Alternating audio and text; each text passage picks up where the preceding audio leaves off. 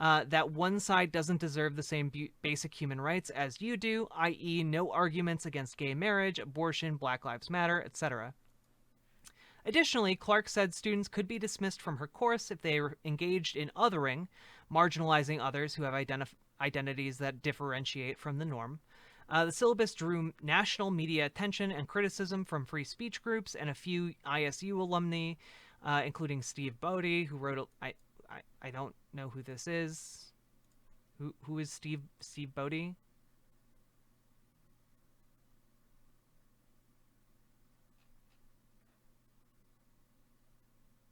Edit.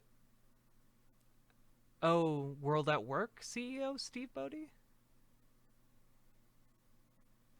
Body? I don't know how to say that name. Um Blue Pin Frail HD, I appreciate you being here. Maybe you never know. Maybe I'll win you over. Oh yeah, Jord Greer. Yes, the USPS story. I was gonna get to that as well. USPS story recant.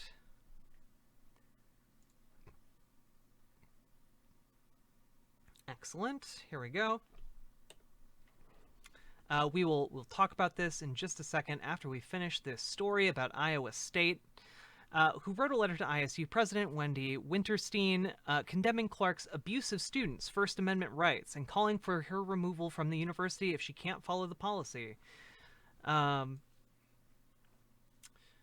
see. Bodie said that he shared his letter with Governor Kim Reynolds. Again, I still don't know who Steve Bodie is. This article doesn't explain it to me.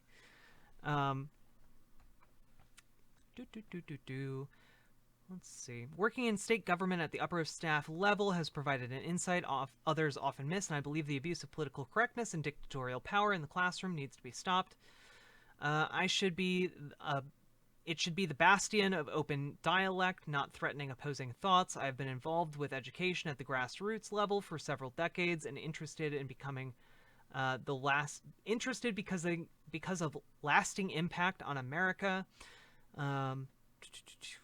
Unable to comment on personnel issues, but said in their statement that Clark was provided guidance on First Amendment protections for student expression in ISU classrooms. Instructors are permitted from teaching or grading methods that prevent students from full participation, including expressing their beliefs and viewpoints in assignments or class discussion. Iowa State has a policy and process for any student who believes a faculty member has behaved unfairly or unprofessionally in their academic capacity, including a process to appeal a course grade, the university said in a statement. Clark did not respond to multiple requests for interview from the Tribune. Let's see. University's decision aligns with SF 274, 2019 law. It is the proper role of an institution of higher education to encourage diversity of thoughts, ideas, and opinions. Okay. We want to educate our students, be accepting of diversity, and the university has taken some very strong positions along those lines. But that goes two ways. You have to accept a diversity of thought if you're going to live in a free society. Tolerance only goes so far, my dudes. Like, this is why there's the paradox of tolerance, right? You guys are all familiar with that, right, chat? You guys know what the paradox of tolerance is? We can go over that real quick if you'd like.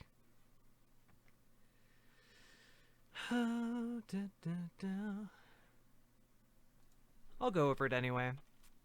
Okay. Paradox of tolerance. Here we go. Yeah, this is the image I was looking for, actually. It's very helpful. All right.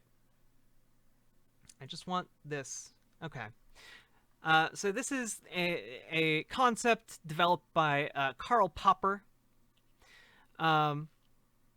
Shouldn't a tolerant society tolerate intolerance? You want more tolerance? Respect my ideas, says a neo-Nazi. Turns out the answer is no. It's a paradox. But unlimited tolerance can lead to the extinction of tolerance, which we extend to those who are openly intolerant. When we extend tolerance to those who are openly intolerant, the tolerant ones end up being destroyed and tolerance with them. Any movement that preaches intolerance and persecution must be outside of the law. As paradoxical as it might seem, defending tolerance requires to not tolerate the intolerant. What if kink shaming is my kink? You know, that's between you and your partners. You know. So yeah, this is the general thesis of the paradox. Its basic conception is that, hey, we shouldn't be tolerant of people who don't believe other people are less than human, because that fundamentally poisons our collective discourse. And I agree. We should not be tolerant of people who consider other people lesser than human. This is why, by the way, I got upset earlier in the chat. I got upset when someone was like, well, it's survival of the fittest out there under capitalism. You know, oh, the rich are the fittest. The rich are the fittest. They deserve more, huh? Okay. I mean, we'll see how that works for you, you know? Is this the same as the barber shaves all people that don't shave themselves? Does he shave himself? Yeah, I mean, it's similar, I guess, but like the idea is basically if you have unlimited tolerance, lucid gamer, you permit the tolerance of intolerance, and that means intolerance can spread, and eventually you don't have any tolerance anymore. Yeah, I like social Darwinism. What century is it? Exactly. This is why I got frustrated, guys. It's like such a weirdly old way of thinking. And like the idea that like you don't live in a society and like you don't in capitalism collectively bear a burden just by virtue of living in that society, and like a cost associated with not having like communal systems that more effectively bear the costs of society. It's ridiculous.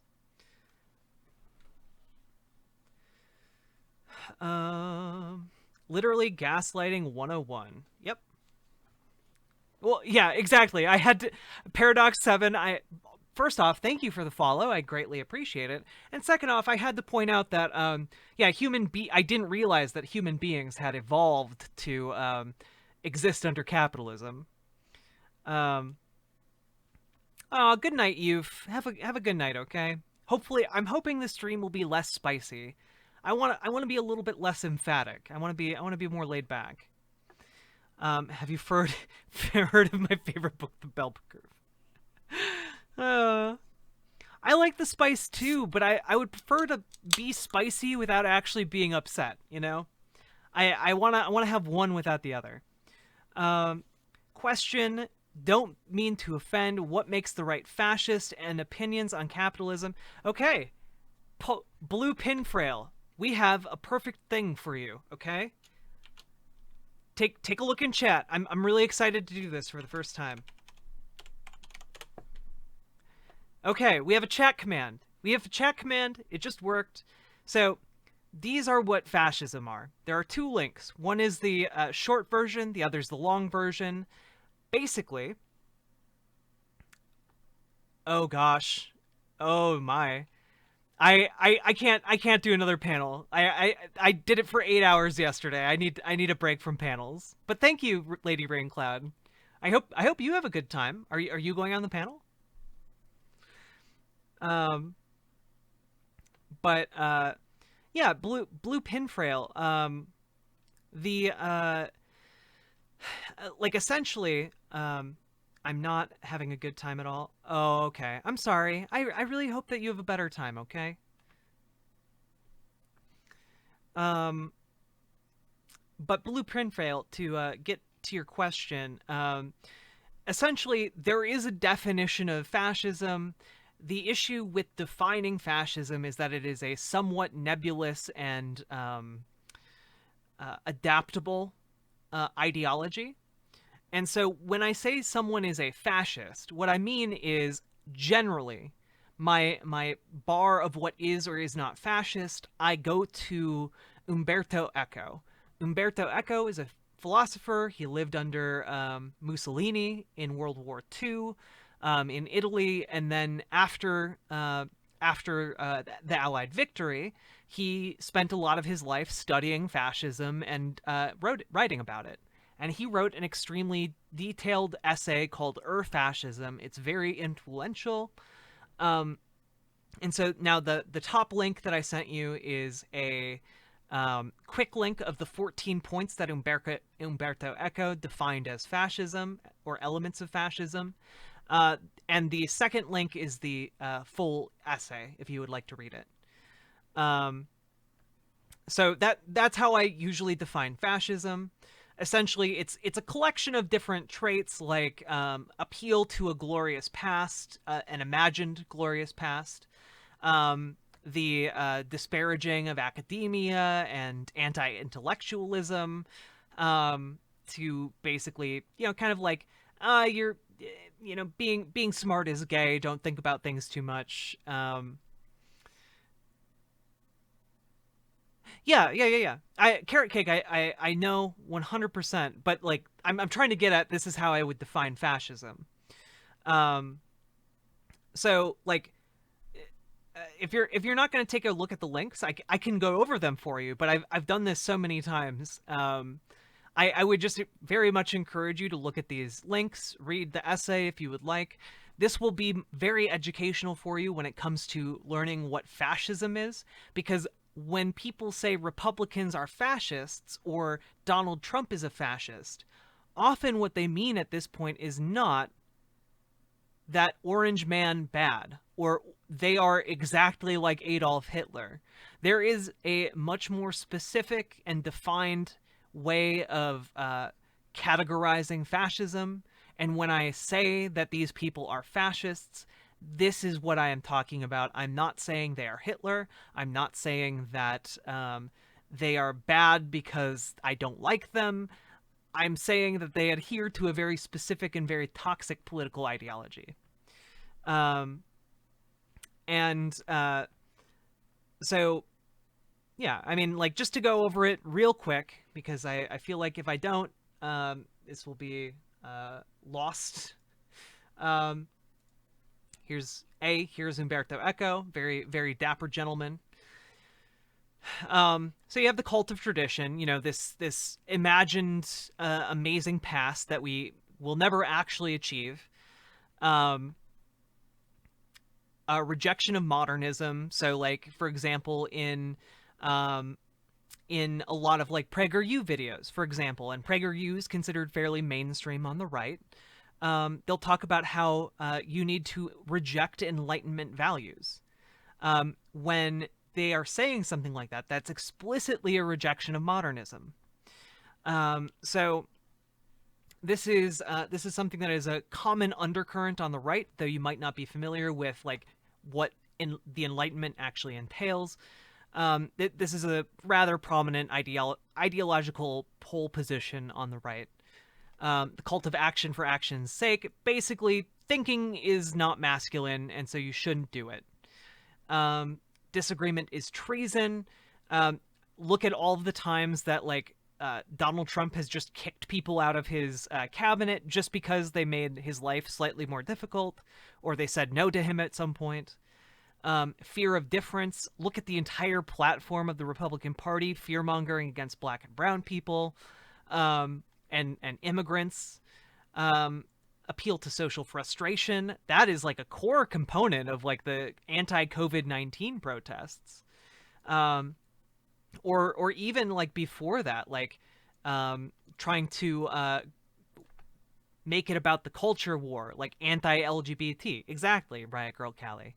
An obsession with a plot. QAnon. The deep state. These things are very common among the Trump administration and like Republicans these days. The enemy is both strong and weak. I literally heard not Glenn Beck, but no, actually,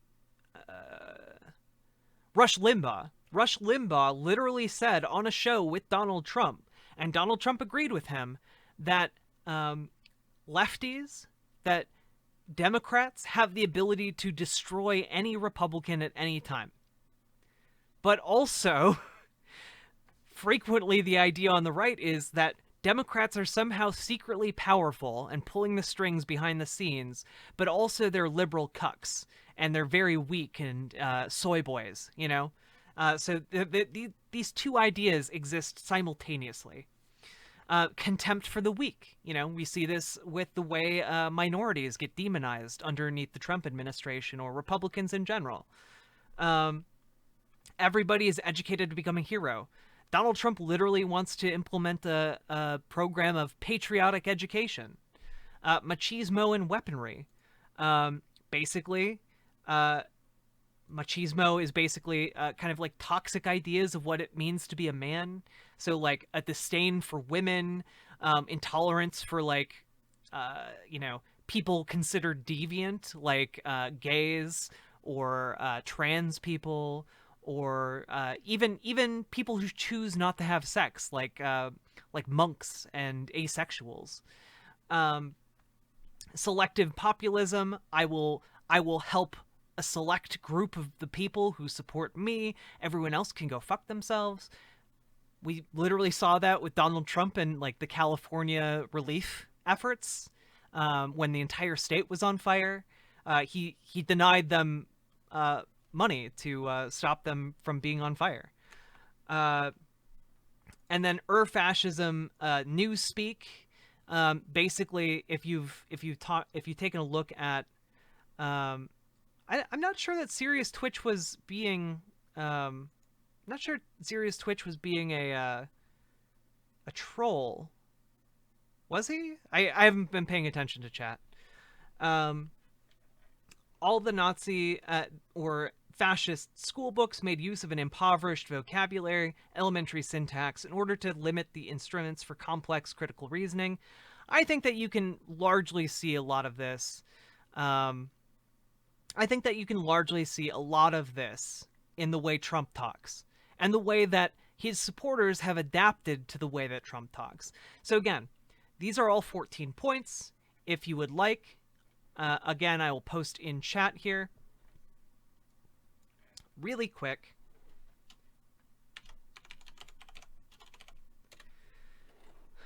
The second link goes to a much more detailed essay.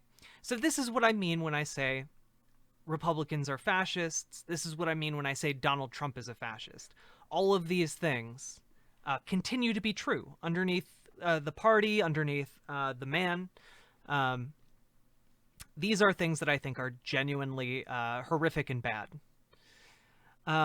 Okay. And opinions on capitalism and capitalists from your viewpoint.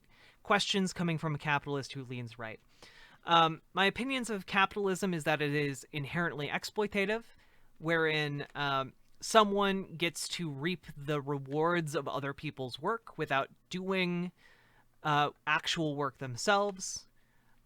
Play Mountain Blade. I can't do that. Otherwise I will trail off and it'll be like silence for like 4 hours. And depending on how much my voice annoys you, that might be good.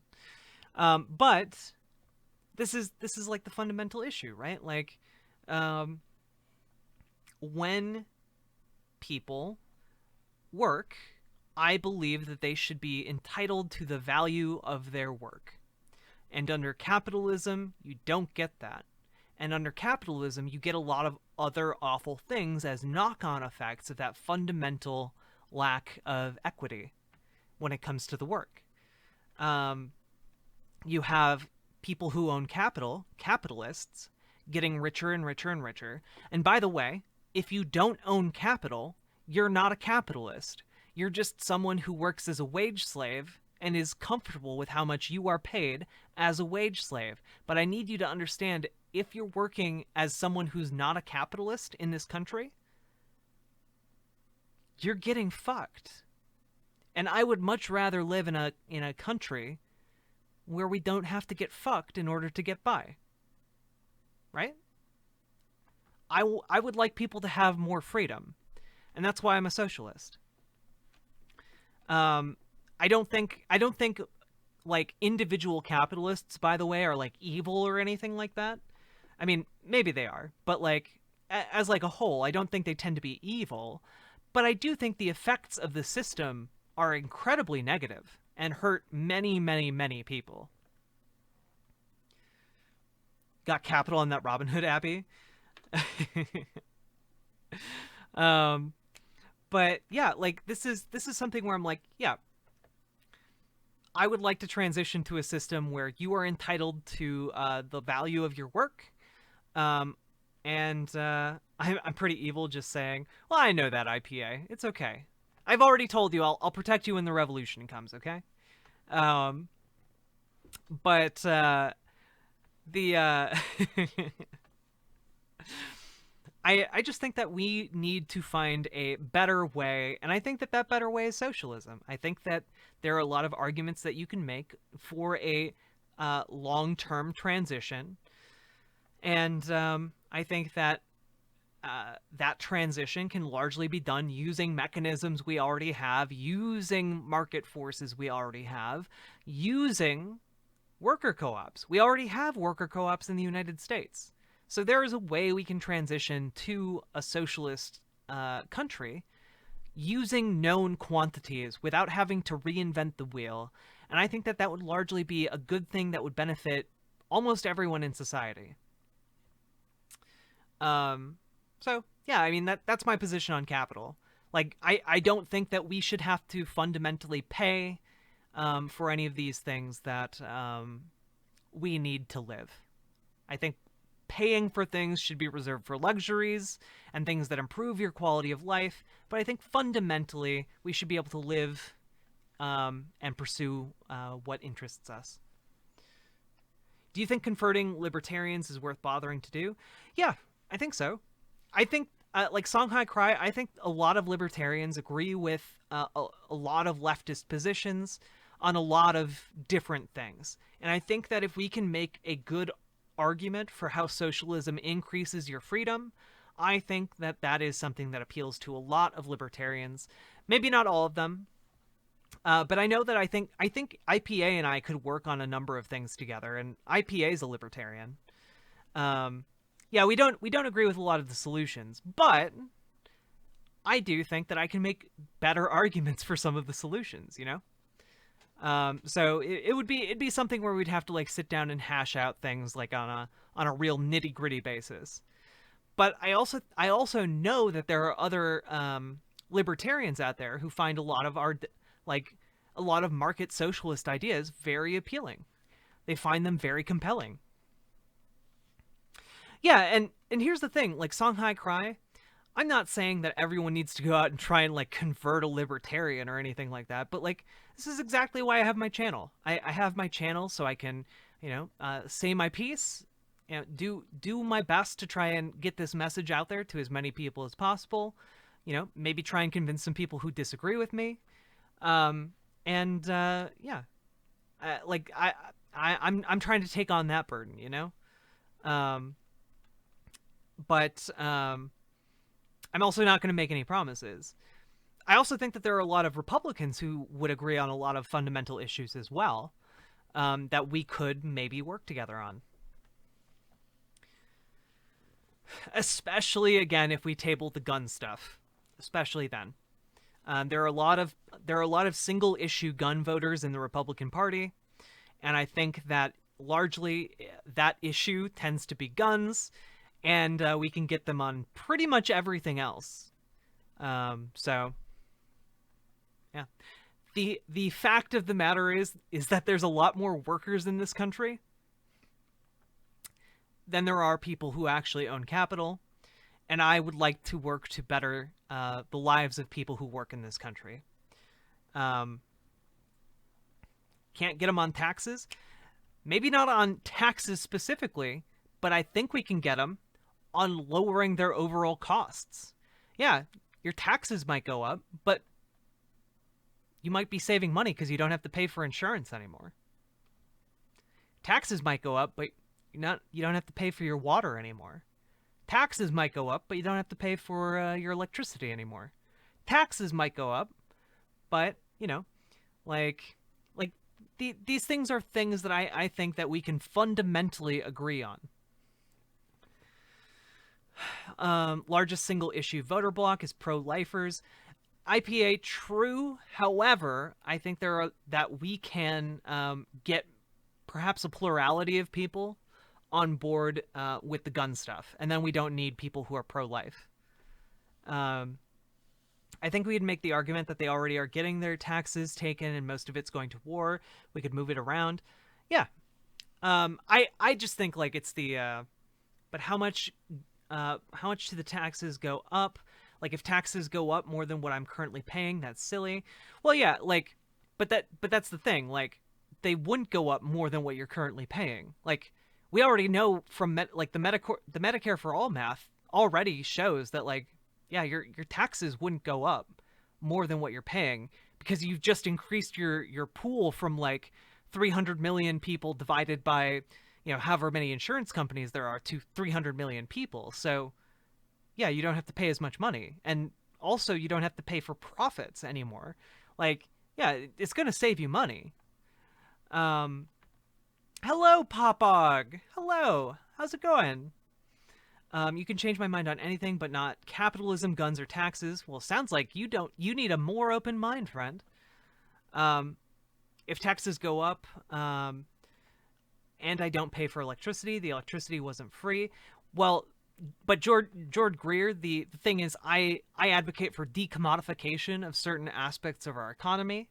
So, for example, yeah, your taxes go up, but the cost of your electricity goes way down. Your taxes go up, but your the cost of water goes down because it's not privately owned. You know,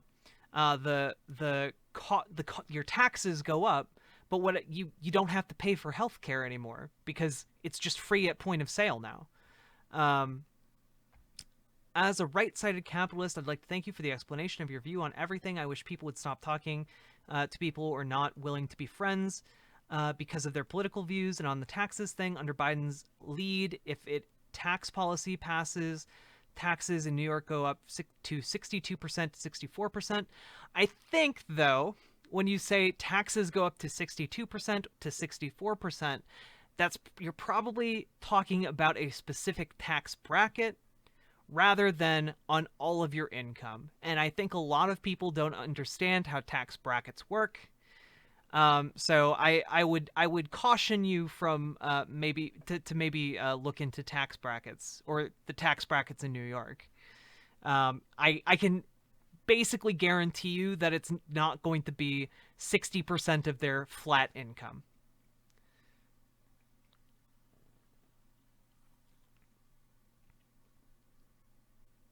I have a big problem with Medicare for All that gives all of the decision power about what it doesn't get covered to one single entity. Well, but Medicare for All covers everything. The only thing Medicare for All doesn't cover is like plastic surgery. Like optional stuff. Like yeah, I'm fine with that, to be honest. um